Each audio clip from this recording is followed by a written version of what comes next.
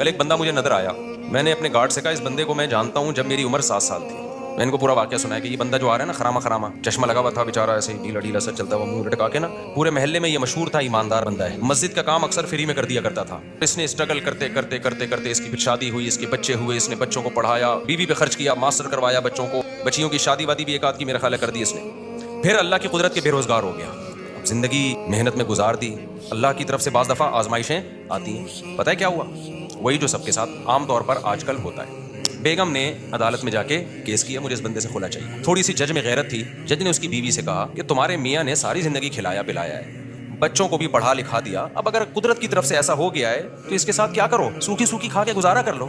یہ بھی تو گزارا کر ہی رہا ہے نا, کیونکہ اس نے سارے ثبوت پیش کیے کہ میں نے اتنا خرچ کیا ہے. عورت نے بھی کوئی انکار نہیں کیا. بیگم صاحبہ نے کہا نہیں, مجھے اس بندے کے ساتھ نہیں رہنا. بیگم صاحبہ ہوں گی مارکیٹ سے شارٹ, اور بچے بھی جو 18 سال سے کم عمر